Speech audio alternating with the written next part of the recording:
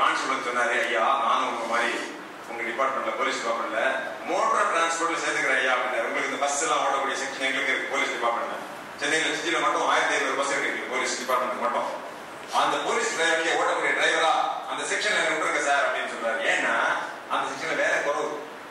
Police ஸ்டேஷன்ல என்ன ராத்திரி டியூட்டி இருக்கு, 24 மணி நேரம் வேலை பார்க்கணும். இதுக்கு நம்ம எடுத்துட்டு இருக்கலாம், கார் ஓட்டிட்டு கொஞ்சம் முடிச்சுட்டு வந்துட்டு இருக்கலாம். நான் சொன்னேன், எனக்கும் கார் இருக்குப்பா, என் காரை ஓட்டுறதுக்கு ஒரு நல்ல கான்செப்ட் வேணும், கொஞ்சம் ஓட்டி பாரு, நான் வந்து பாக்குறேன் நல்லா ஓட்டுறதா இருந்தா என் காரை எழுதி ஓட்டிடு அப்படின்னு. அவர் கொஞ்ச நேரம் யோசிச்சேன். போலீஸ் பக்கமா வந்துட்டு, ஐயா பாப்பாக்கிறேன் ஐயா, எனக்கு கார் ஓட்டுறதுக்கு லைசன்ஸ் இருக்கு, சரி ஆனா கார் ஓட்ட தெரியாது ஐயா. அதே மாதிரி அவனுக்கு கார் ஓட்ட தெரியாது, கார் லைசன்ஸ் இல்லைன்னு கேட்டா அது 1000 ரூபாய் கொடுத்த சார் உடனே லைசன்ஸ் கொடுத்தாங்க. மாணவர்களே, 4 ஆண்டுகள் இங்கு உண்மையிலே கல்வி என்பது என்ன அப்படின்னு புரியாமல் சரியான கல்வி இல்லாமல் ஒரு சர்டிபிகேட்டோட வெளியே போனீங்கன்னு சொன்னா இந்த கான்செப்ட் நிலைமை தான் உங்களுக்கும். சர்டிபிகேட்டே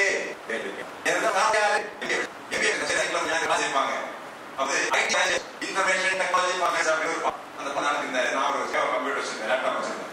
அந்த பாடம் என்னன்னா மெயில் மெர்ஜிங் மேரேஜ். எனக்கு வந்து 50 மாணவர்கள் ஃப்ரெண்ட்ஸ் இருக்காங்க அப்படின்னா எல்லாத்துக்கும் சேர்ந்து அடுத்த மாசம் 30 இருக்குது அப்படின்னு சொல்லி எழுதுனா இந்த 100 பேருக்கு வேற ரைட்ஸ் எழுதிருங்க, ஒரு செய்தி எழுதி அப்படி அனுப்புறதுதான் மெயில் மேரேஜ். கொஞ்சம் கொஞ்சம் ஸ்டூடெண்ட்ஸ் வந்துருக்காங்க, இவங்களுக்கு நான் செய்தி அனுப்பணும்னா எல்லாரும் பேரையும் வலப்பக்கம் எழுதிட்டு ஒரு மெசேஜ் எழுதி மெயில் மேரேஜ் போட்டீங்கன்னா எல்லாருக்கும் போய் சேரும். நான் சொன்னேன், அவர் மெயில் மேரேஜ் எடுத்தார், 1 மணி நேரம் எடுத்தாரு சார், கம்ப்யூட்டர் இருக்குங்க, எப்படி மெயில் மேரேஜ் பண்றதுன்னு சொல்லிக் கொடுங்க அப்படின்னு. அப்ப சொல்றாரு, அதுதான் எனக்குமே தெரியாது. நான் ஒருவேளை போலீஸ் அதிகாரி, போலி டாக்டர் மாதிரி இவர் போலீஸ் இருப்போம், போலி ஆசிரியரா இருப்போம், படிச்சிருக்க மாட்டாரோ அப்படின்னு இந்த கிளாஸ் எல்லாம் முடிஞ்ச பிறகு தனியா கேட்டேன், சார் நீங்க என்ன சார் படிச்சீங்க? BSc physics, MSc physics, BE computer science, ME computer science, PhD படிக்க போறாரு. அப்ப கேட்டேன், சார் உண்மையிலே உங்களுக்கு தெரியாதா? சாரி சார், நான் ட்ரை பண்ணலைங்க, எனக்கு டீச் பண்ணதான் தெரியும், ஆனா மெயில் மேரேஜ் பண்ண தெரியாது. இவரை பொறுத்த வரைக்கும் சர்டிபிகேட் இருக்குது, இது வேலை கொடுக்க முடியுமா? கம்ப்யூட்டர் கம்பெனில வேலை கொடுப்பாங்களா? உண்மையிலே சொன்னேன், வீட்டுக்கு வந்த என் பையனுக்கு 8 வயசு 7 வயசு தான். அவன்கிட்ட கேட்டேன், தம்பி நம்ம அவன் கம்ப்யூட்டர்ல கீழே வயசு 7 தான், செல்போனு கம்ப்யூட்டர் எல்லாம் எல்லாமே அவனுக்கு தெரியும்.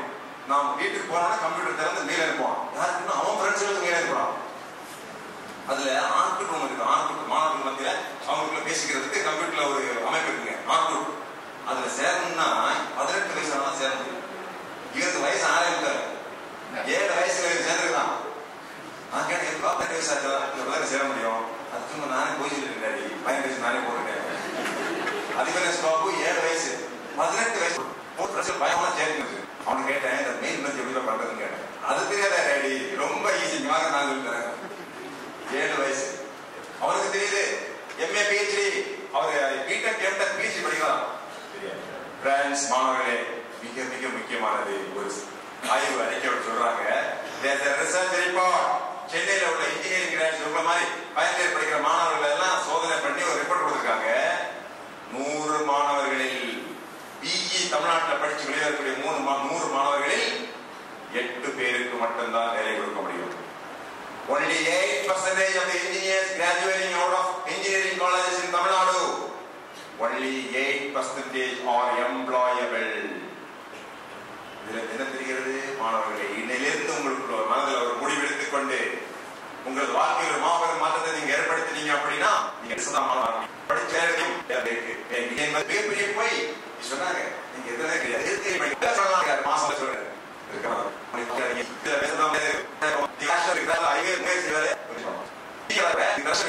ஒர்க் பண்ணினா ஒரு நாளைக்கு உங்களுக்கு 10,000 சம்பாதிக்கும். 10 நாள் 1 லட்சம் ஒரு மாசம் உங்களுக்கு வேற நேரம் இருக்கும்.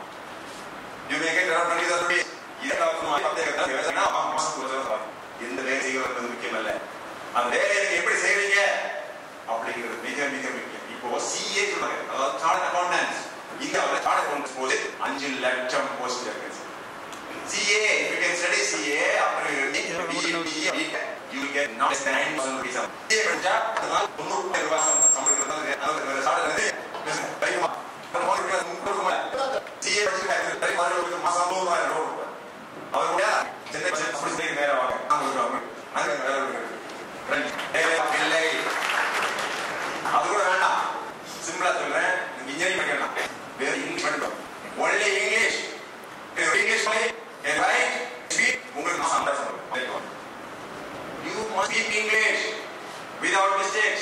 நான் சென்னையில ஒரு ஸ்கூல் போயிருந்தேன் 4 வருஷம். ஒரு பர்டிகுலர் இன்டர்நேஷனல் ஸ்கூல். அவர் சொல்றாரு, சார் ஐஜி சார் உங்களுக்கு தெரிஞ்ச டீச்சர்ஸ் யாராவது இருக்கிற கிளாஸ் நல்ல எஃபிஷியன்ட் டீச்சர் சார். எங்களுக்கு வந்து பிரைமரி ஸ்கூல் இருக்கு. அந்த ஸ்கூலை ப்ராப்பரா நடத்திட்டு போகக்கூடிய ஒரு principal can you find us a principal who can administer our international primary school? I will give him 7 or her 75,000 rupees a month. ஒரு நல்ல பள்ளிக்கூட ஆசிரியை எனக்கு கண்டுபிடிச்சு கொடுங்க, நான் 75,000 ரூபாய் சம்பளம் கொடுக்குறேன் அப்படின்னு. எந்த வேலை வேணாலும் பார்க்கலாம். இன்னைக்கு வேலை நிறைய இருக்கு. திறமையுள்ள இளைஞர்கள் உங்களை போன்ற இளைஞர்கள் இல்லை என்பதுதான் குறை. என்ன வேலை வேணாலும் செஞ்சுக்கலாங்க. இன்ஜினியரிங் வந்தோட நான் உடனே சாஃப்ட்வேர்ல போய் நான் ப்ரோக்ராம் டெவலப்பர் தான் இருக்கணும்னு நினைக்காதீங்க. உங்களுக்கு என்ன வேலை பிடிக்குதோ அந்த வேலை செய்யும். எந்த இன்ஜினியரிங் படிச்ச பிறகு கூட உங்களுக்கு எந்த துறையில் ஆர்வம் இருக்கிறதோ அந்த துறையை மட்டும் தெரிஞ்சிருங்க. ரொம்ப ரொம்ப முக்கியம். வேலை கிடைக்காம இருக்க வேலை திண்டாட்டம் கிடையாது. எல்லாரும் சொல்றாங்க இப்போ இந்த வருஷம் எல்லாரும் மெக்கானிக்கல் இன்ஜினியர். போன வருஷம் வரைக்கும் 2 வருஷத்துக்கு முன்னாடி வரைக்கும் எல்லா மாணவர்களும் சொன்னாங்க ஸ்டூடெண்ட் சொல்லுங்க எலக்ட்ரானிக் அண்ட் கம்யூனிகேஷன் அதெல்லாம் உங்களுக்கு ஈஸி. இந்த வருஷம் மெக்கானிக்கல் இன்ஜினியர். ஏன்னா அங்கதான் வேலை கிடைக்கும். வேலை எங்க கிடைக்குதோ அங்கதான் ஓடுறாங்க. மிக மிக பெரிய தவறு. Friends, don't go after jobs. Go after what you want, what you like. உங்களுக்கு என்ன பிடிக்கும். ஒரு அப்பா வந்து அவன் பையனை கூட்டிட்டு ஒரு இன்ஜினியரிங் காலேஜுக்கு போயிருக்காரு. நீங்க பாத்தீங்கன்னா அப்பா அம்மா எல்லாம் பாத்தீங்கன்னா 12ஆம் கிளாஸ் ஆரம்பிச்ச உடனே வந்து அவங்க கவலை ஆரம்பிச்சிடும். 1வது மாசம் ஸ்கூல் திறந்தோம்னா பையன் படிப்பான்னு நினைப்பாங்க, இவங்க படிக்க மாட்டாங்க. 2வது மாசம் கொஞ்சம் இம்ப்ரூவ் ஆகிடும் நினைப்பாங்க, நிலைமை மோசமா போகும். கடைசியில் 3-4 மாசம் கழிச்சு பாஸ் பண்ணாலே போறோம் அப்படிங்கிற ஆசையில கடைசியில் பையன் பாஸ் பண்ணிடுவான்.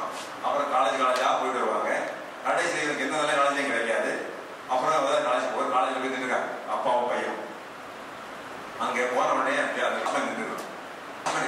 அப்பா அப்பாக்கு என்ன கவலையா இருக்கும், இந்த காலேஜ் எப்படிப்பா நல்லா இருக்கா, இங்க வந்து எல்லாம் ஃபெசிலிட்டி எல்லாம் இருக்கா, ஆடிட்டோரியம் இருக்கா.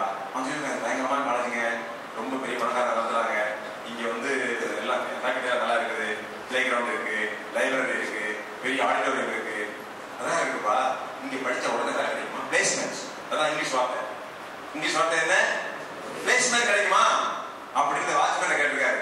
சார் இங்க படிச்ச எல்லாருக்குமே உடனே பிளேஸ்மெண்ட் சார், கவலைப்படாதீங்க இருக்கான். எப்படிப்பா சொல்ற? நானே எங்க தான் சார் படிச்சேன் 10 வருஷம், படிச்ச உடனே வேலை கொடுத்துட்டாங்க.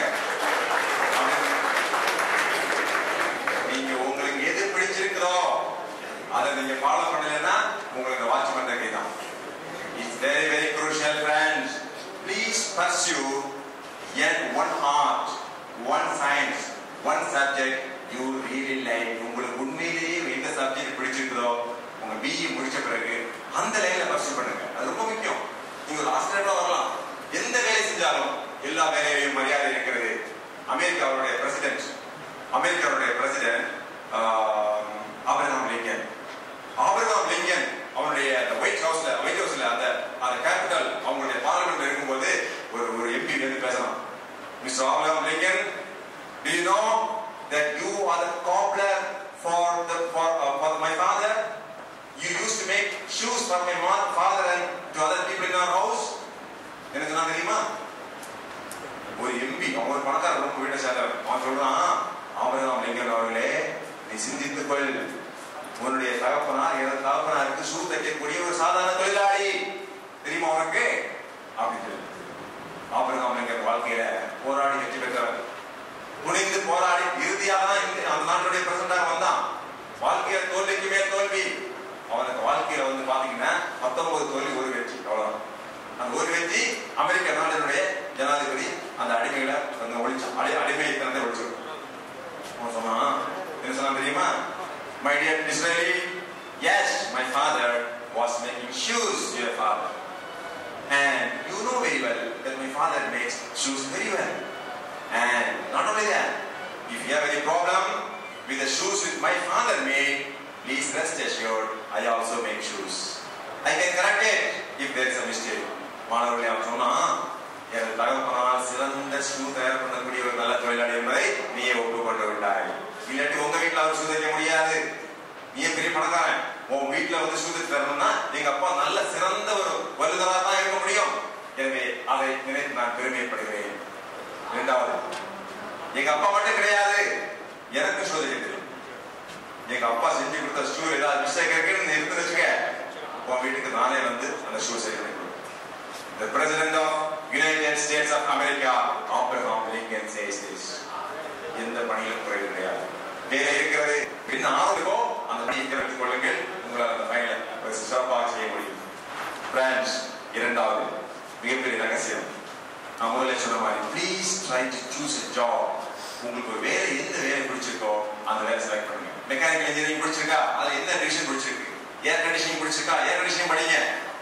சென்னையில வந்து நீங்க பிஇ முடிச்சுட்டு சொந்தமா உங்களுக்கு தொழில் தொடங்கினா கூட ஒரு மாசம் 10 லட்சம் சம்பாதிக்கலாம். Air conditioning only. பிளம்பிங் பிடிச்சிருக்கா பிளம்பிங் செலக்ட் பண்ணுங்க. சென்னைக்கு அவங்க கடை தரீங்க ஒரு பிளம்பர்னு போடுங்க. சென்னையில உங்களுக்கு ஒரு மாதம் 10 லட்சம் ரூபாய் சம்பாதிக்க முடியும்.